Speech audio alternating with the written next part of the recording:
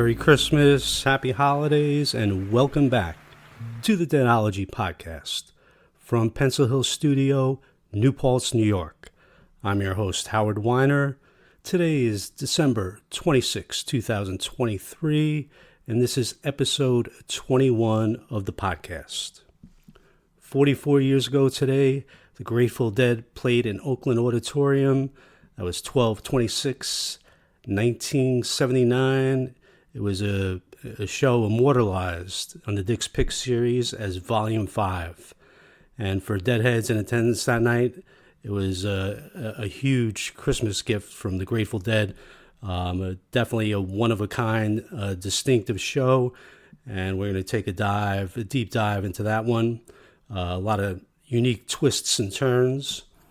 Also on the podcast this week, after we finish going into that, album of the week will be an underrated effort from Mr. Neil Young from 1988. Neil Young and the Bluesnotes, This Note's for You.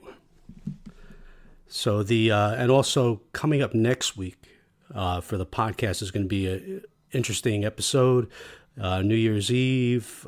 So definitely a huge day for the Grateful Dead. With all the amazing New Year's Eve shows, I'm going to do a top 10 greatest performance countdown on New Year's Eve. So that one's going to be interesting next week. I've yet to figure out which performances I'm going to talk about, but I'm going to try to pick out the 10 best, and that will be the topic of next week's podcast. So let's get into the show from Oakland Auditorium. Oh, one other thing. Deadology Podcast now has a Facebook page.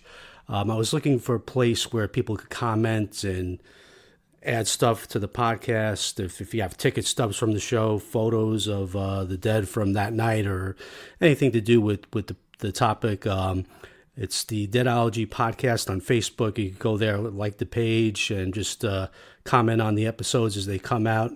I get a lot of cool comments on the YouTube page, but I wanted a more general place where people listening on Apple, Spotify could come to. So that's up and running, and all the podcasts will be put on there as they come out. So here we are, Dick's Picks, Volume 5, and Mr. Ladvatla got it right again. Another incredible choice for a series. Show opens up with Cold, Rain, and Snow. And just one thing, looking at this Dick's Picks 5, it's so unique, the jams and the way the show unfolds. Definitely worthy for its one-of-a-kind quality. Then you take a look at the next in the Dick's Pick series, Volume 6, from the Hartford Civic Center, October 14th, 1983, and it's the most typical Grateful Dead show of all time. Every song is in every spot it should be. It unfolds as it's the most typical Grateful Dead show, but yet it's worthy of being in the series because the second set to that show is so incredibly hot and spot on. So you get a great contrast between Dick's Picks 5 and Dick's Picks 6, and that's the Grateful Dead for you. So show opens up with Cold Rain, and I've yet to meet a person who didn't like the fact that the Dead opened up with Cold Rain. Definitely one of the most upbeat openers, usually a sign of good things to come, as it was on this night. Jerry's singing emphatically, and Phil early on establishes, his bass is a major factor in this show. It keeps reappearing through the show. He's almost like the musical director. You could just hear it in the playing that night. There's something about his bass. It's loud, pronounced, and he does a lot of cool stuff throughout the show. So you get a Cold Rain. CC Rider's next. This is still the early stages of CC Rider. It would become a much hotter song by like 1981. The jams were better. But the cool thing about this, it's got like an easy swing to it, whereas the versions that would ensue are more mechanical and robotic. So I do like the easy swing of this CC Rider. Show is rolling along. Dire Wolf in the third spot, very nice. Uncle River. Show is rolling, at this point, you're listening to it. Good show. You don't think it's going to be, doesn't yet have the power of One for the Ages, but I think everything starts to change with the sixth song, Brown Eyed Women. They're cooking along. Jerry's singing nicely. And then we get to the short perky solo in the middle. and Phil in the middle of this thing just drops this bass bomb, which I put out, just changed the direction of the jam. It almost shook Jerry up. Like right after Phil hits this bomb, Jerry goes off on a rip, a very, very hot jam for Brown Eyed Women. And let's check that out. The bottle was dusty, but the liquor was clean. The sound of the thunder with the rain pouring down, and it looks like the old man's getting old.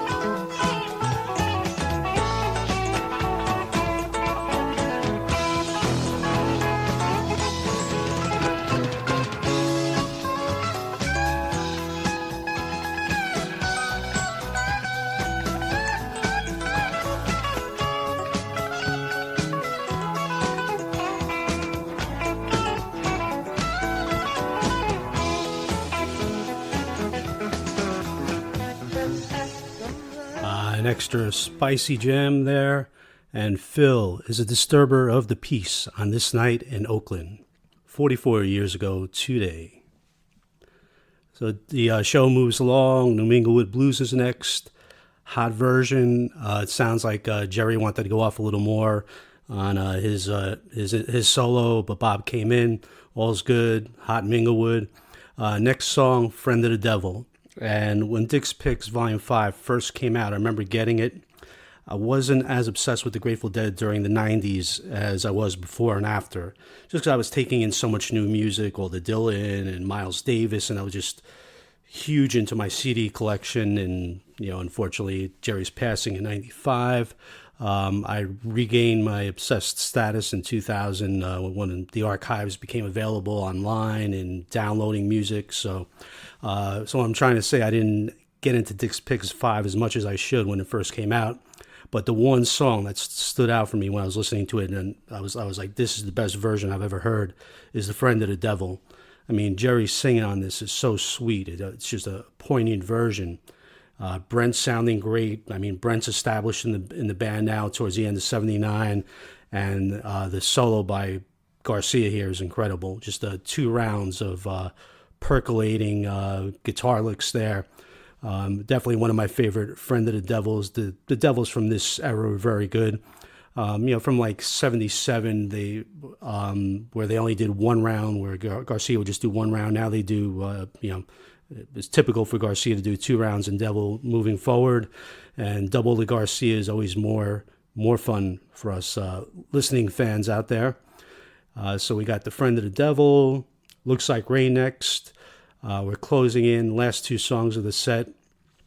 Next to last song is Alabama Getaway. And wow, once again, another standout version, as are most of the ones from late 1979. Interesting, the songs from Go to Heaven, most of them sounded great right away. Whereas you take In the Dark, it seemed like it took a couple of years till they really established the songs. They sounded good live. And obviously they didn't go into the studio to record it till the songs had been around for 4 or 5 years already. But the songs from Go to Heaven came out of the box great, like Alabama Getaway, and Althea was very hot within the first 6 months, as was Feel Like a Stranger. So these songs were just like ready to go. And the cool thing about these early getaways, and especially the one here, you got Brent and Jerry both jamming in every single instrumental break. So you got 3 instrumental breaks. So Alabama Getaway eventually becomes an opener, and it's a very solid opener. It was a typical opener throughout a lot of the early 80s. But when they played it at the end of the set, like this here, it was a little longer, more jammed out. And Alabama Getaway really could have went in a different direction. It could have ended up being like a second set jam song.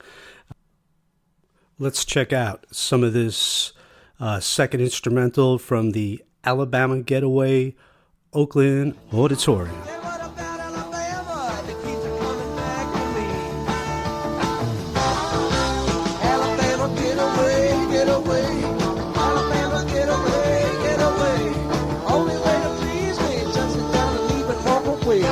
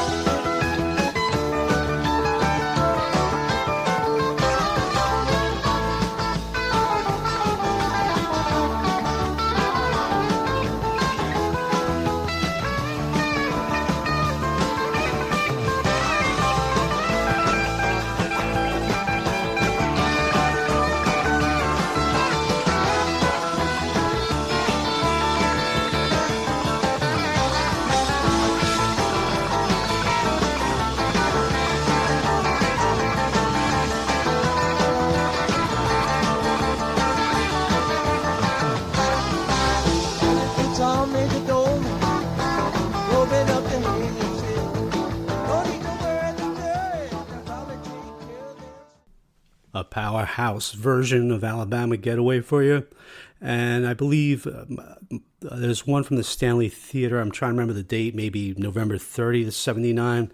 I believe that's the best version I've ever heard. I haven't heard that one in a while. I'm just pulling that up out of memory.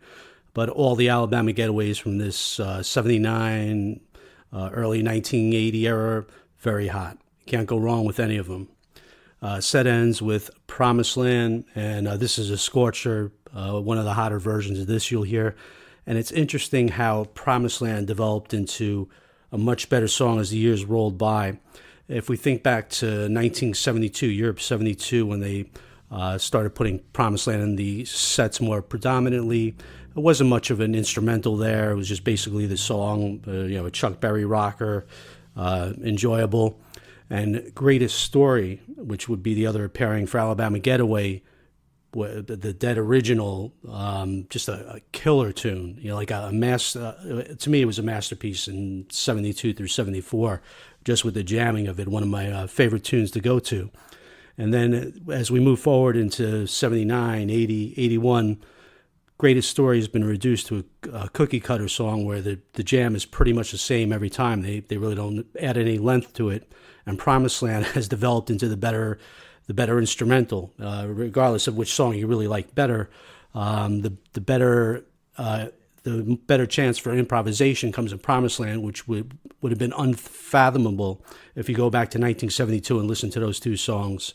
That's the evolution of Grateful Dead music, and a great first set to get things going. And typical Dead fashion, things just get stranger and stranger as set 2 unrolls. So it's a day after Christmas, and boy, did the Grateful Dead have a Christmas present in store for their fans with the opening of set 2, Uncle John's Band. Now, this is the first Uncle John's Band since 1977. It had been 2 years and 170 shows since it was last played. And as happy as the fans were, they must have been overjoyed to be hearing Uncle John's. Nobody was happier than the Dead when they're playing it, because this is just an unbelievable version. Garcia takes that first solo and just rips it. So, hey, let's go back to the audio tape. This one's worth it. The Uncle John's Band. Jerry's been waiting 2 years to play it again, and boy, is he happy to be reunited with Uncle John's. Goddamn, will I declare, have you seen the light? Their walls are built of cannonballs, their motto is don't tread on me. Come hear Uncle John's band playing to the tide. Come with me or go alone. He's come to take his children home.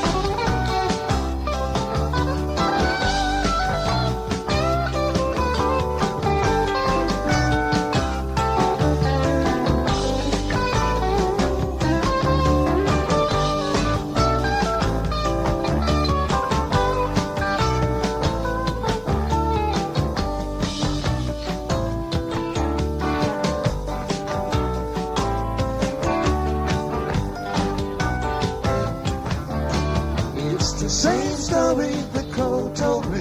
It's the only one he knows.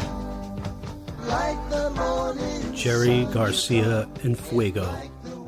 Jerry loves jamming in that Uncle John's pocket, man. He could just stay in there and just keep regenerating the leads hotter and hotter, quick picking and poking. Such a joy to hear Jerry reunited with Uncle John's band, going off there. And as after they don't end the Uncle John's, they leave it open. It will return. Everyone's going to forget about it in the Oakland Auditorium, but it will return later in the show. The band's just gets a great jam going, kind of playing around with a couple of ideas. It sounds like almost like they might go into Lost Sailor at one point, but then they make the move to Estimated Profit. And man, this Estimated Profit, just the Uncle John's and the Estimated, these are like all-time great versions to start off the set. Very, an unusual pairing, and unusual to get back-to-back versions like this to start a set. But so they go into Estimated Profit, and just going back to the Uncle John's, this was a great period for Uncle John's that came back. And many hot versions in 1980. There's one from Hartford, which is ridiculous, and a lot of really good Uncle John's from this period. And it pretty much stayed in the rotation all the way through the end. They never made that mistake again, leaving Uncle John's in the can for a couple of years. So Estimated, they're just on fire at this point. The middle jam, Explosive, Weir cuts in, the band overrides him, plays with the chord sequence a little further, and then Weir comes back again. They go to the outro jam, and for the next, I don't know, 15 minutes or so, it's just the improvisation, improvisational heaven for the Dead and their fans. And some of it's just like they're playing and they're happily lost. They're not committing to anything. After a while, the estimated leads are very hot, and after a while, it seems like they're making a move towards Eyes of the World. Jerry gets that, he loves those quick riffs for Eyes, but it's obvious like the band is just not committing to it. So they drift off a little bit, but Eyes is not done. There's like a little rebirth of Eyes. Jerry's getting those hotter than butter hitting frying pan licks going for the Eyes, but they're playing it but they're playing around with it more than you're buying into the fact that they're going to go into it. It could even be put on a tape as an Eyes tease, but the jam keeps rolling forward, and eventually it almost takes off in a caution-like direction. And right now Phil's just bombing away, changing the direction of everything. And so it breaks into something which sounds like Caution, but once again, it's not, you wouldn't call it a Caution jam. It's not fully committed to Caution. And then Phil hits what definitely sounds like John Coltrane's Love Supreme, some unbelievable bass notes there. And this thing just keeps rolling on. So it's you could break it up into estimated and jam 1 as they did on Dick's Picks 5, or you could just call it a 20-minute estimated profit. But either way, it's insane playing. They did a lot of this in 79. I think late 79, you get more music that sounds like it's almost like a 74 kind of feel, where you get that free-flowing improvisation. They did a lot of that in the second set as they closed in on drums. Eventually, the estimated, this jam rolls into He's Gone. And, nice version of He's Gone. And as instead of going into a long outro at the end of He's Gone, right now, by this point, you already got a hell of a pre-drums. It's very long between the Uncle John's estimated and He's Gone. So not much of a He's Gone outro, because they make a definitive turn into the other one. Now usually at this point, if they're thinking other one, they might start noodling with it and play it after drums, kind of give you a hint of what's to come. But this, man, they make a turn, and Phil is just unloading. It's like the most definitive start you'll ever hear to another one. Like, we're not messing around. There's going to be no easy going into it. They just rock right into it. And it's a concise version, very hot. Probably 7-8 minutes roll by, 2 good jams. Sometimes you get a little longer, but they're on fire, and Phil's playing here is ridiculous. Definitely, this is his second set. You gotta take in and just enjoy every little bit of it. And you won't hear any better Phil in the other one than this version from the Oakland Auditorium. And being that Bob sings the second verse, and it's a little bit shorter than usual. On this night, that won't stand, because then they do another long jam. On Dick's Picks, they call this Jam 2. It's really, I think it's more of another one bass jam. It really belongs to the other one, but it gets out there, but it's other one based. So you could even chalk it up as part of the other one, almost like a third solo or a separate jam on its own. But another crazy development in a show that just keeps breeding weird music that you never heard before. And then obviously we get a nice drum solo. I really couldn't figure out. I didn't read anything into it, but it's called Drums 1 and 2, once again on Dick's Picks, which to me it just sounded like one long drum solo. And then they call the space after drums Jam 2, or I forget, maybe Jam 3, something like that, but it's actually space. But it's one of the cool, it's short, but it's such a cool space. It's just like the aliens are coming, I don't know how they create these sounds. It's not even, I wouldn't even call it great music or great playing, but it's just 4 minutes of just these incredible sounds, which really captivating. Definitely not any kind of a boring space there. Then they break into Not Fade Away, and really good version. Once again, it's not Probably not as hot as some of the stuff on the first side, but definitely they put the effort in. Jerry's cooking along. And then, just when you think you're settling into some kind of regular pattern here, Garcia goes into Broke Down Palace after Not Fade Away, kind of early after drums, time for Broke Down Palace to be put in there. Beautiful version of Broke Down Palace. And if you're at the show at this point, you're taking this in live, you got to be thinking, hey, this might be the last song of the set. Not Fade Away, Broke Down. They're usually not going to come back with something after that. A long show. It would have been a great show, substantial, if they said goodnight and didn't even come back for an encore. It was that great of a show up to that point. But on this night, they just keep rolling on. The tunes keep coming. We get in around and around. One of the short versions, I'm not sure exactly when the transition took place, but in 77 and then in 78, you got the longer, more rocked out around and rounds. But now it's just a shorter round and round, more of a setup for the song to follow, which in this case is just a killer Johnny Be Good. They rip it up, rock and roll one more time for the Oakland Auditorium. So you're really getting both sides of the Grateful Dead on this show, their ability to improv and make stuff up and just get out there. Then the hard-hitting rockers, Promised Land. It was a good night for Chuck Berry tunes, Around and Around, Johnny Be Good, The Alabama Getaway. Just a really good hard-hitting rock and roll on this night to offset all the weird yet completely intriguing improvisation. And the story's only beginning. Usually the encore, I'd say U.S. Blues, Good Night, something like that. But this night has like the perfect encore to cap off the show. They go into Shakedown, and just to catch Shakedown as an encore is a huge gesture. Go to Heaven hadn't come out yet, so Shakedown's the most recent song. Very good version, nice jamming, some really weird interplay between Weir, Garcia, Brent. It's like I don't even know with all the effects they're using, I don't know who's doing what, but a lot of great jamming, and it's a 14-minute shakedown, which is like really long for the encore spot. Usually, if you're going to get a shakedown encore, you could shave a few minutes off of it. It wasn't common, but they did it a few times. And in the encore slot, usually these songs get shortened up, but hey, they took their time with the shakedown. And then just when everybody in the auditorium had forgot that Uncle John's had been left open, that the Uncle John's loop could be concluded, they come back with Uncle John's band to close it out. I mean, what a incredible, they hadn't played Uncle John's in 2 years. They do a killer version and you completely forgot about it. It's like a playing loop that had come and gone. You can't imagine they're going to bring it back, but they had a grand plan on this night, and they segue from Shakedown to Uncle John's.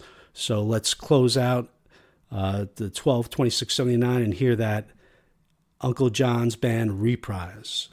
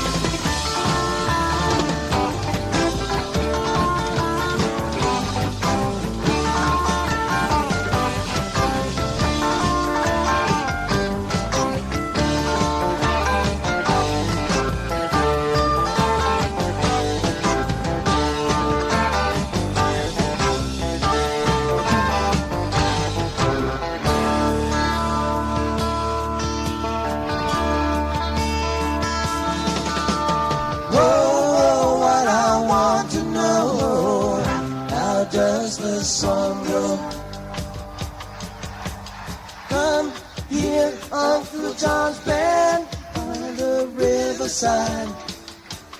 Got some things to talk about. here beside the rising tide.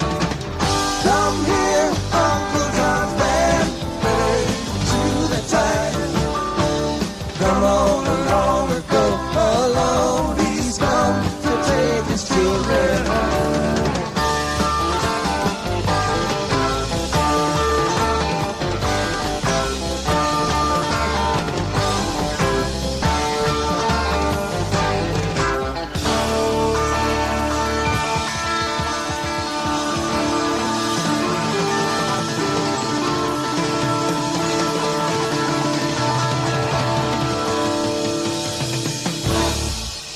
Thank you. Good night. Yeah, Jerry wheelin' and dealin' in the Uncle John's Band pocket again. There it is, the reprise after coming out of Shakedown Street to end the show there. Happy 44th anniversary, Dick's Picks Volume 5. Now it's time for Album of the Week. And how I come about these choices, it's just whatever I'm listening to a lot that given week.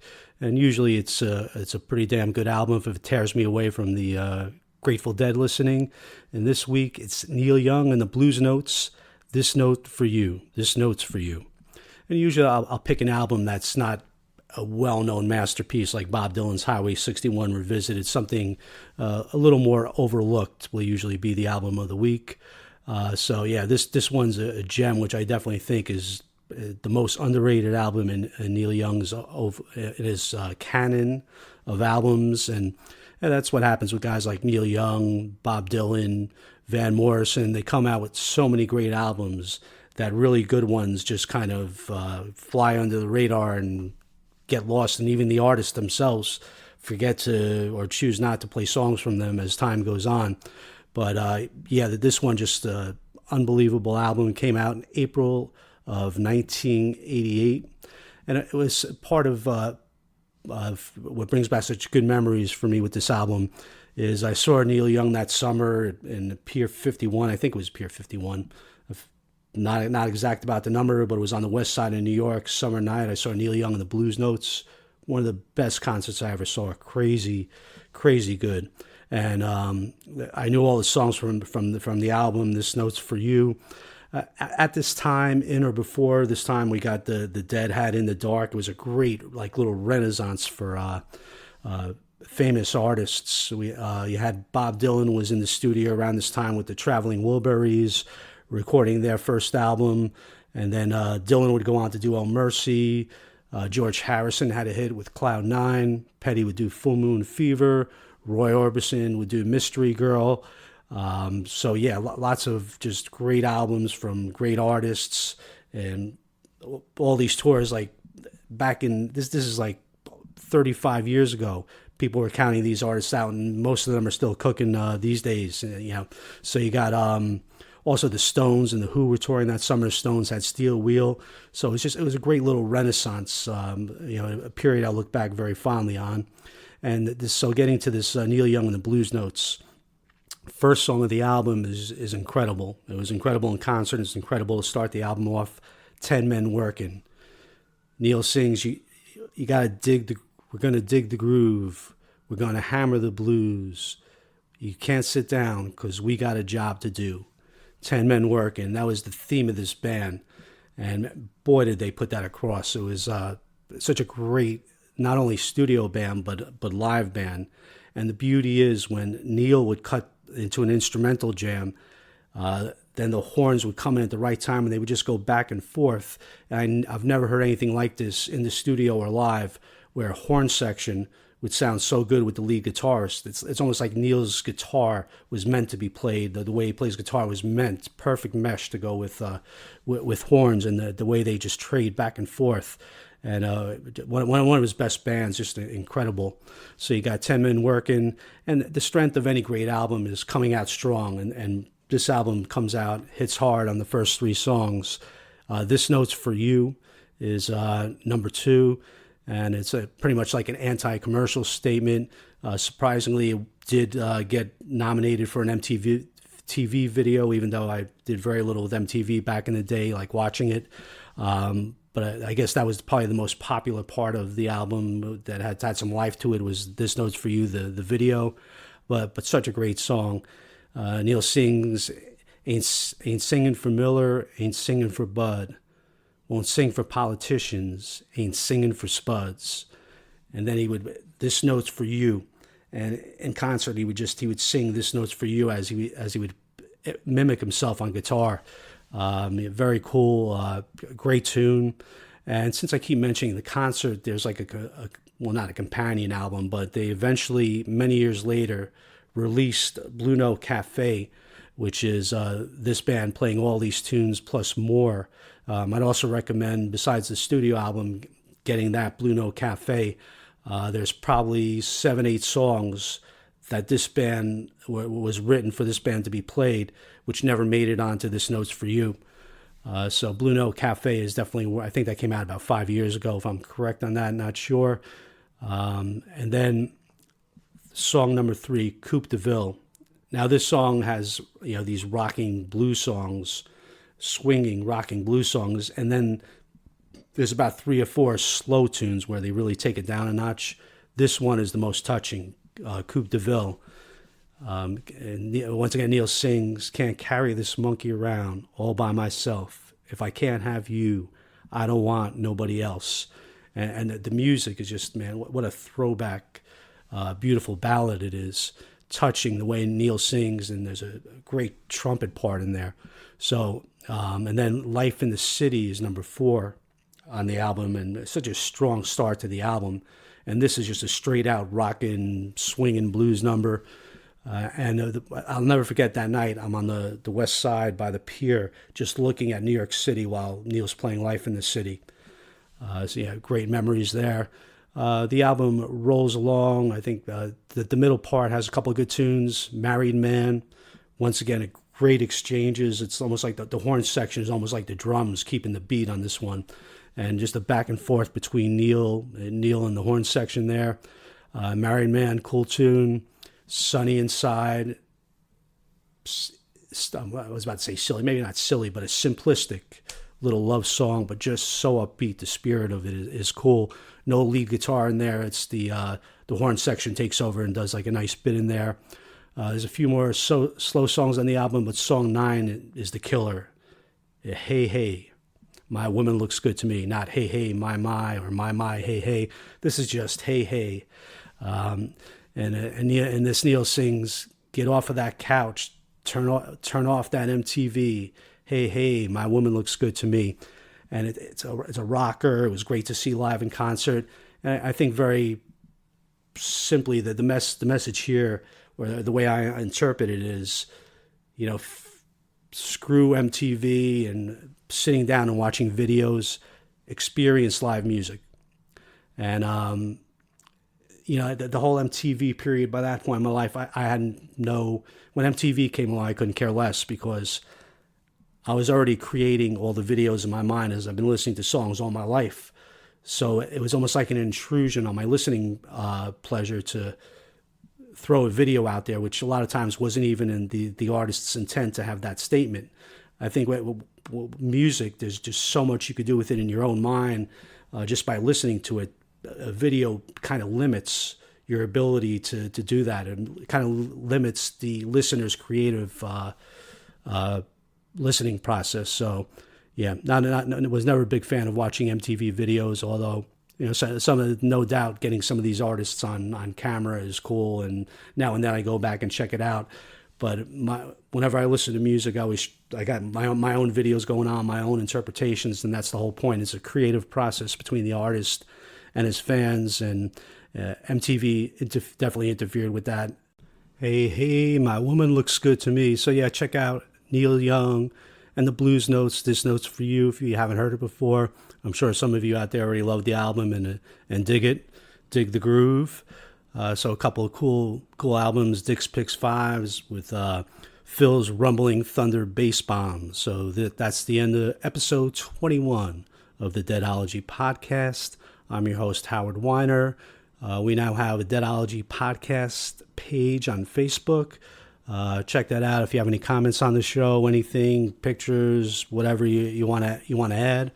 My website, tangledupintunes.com. All my books are available there and on Amazon.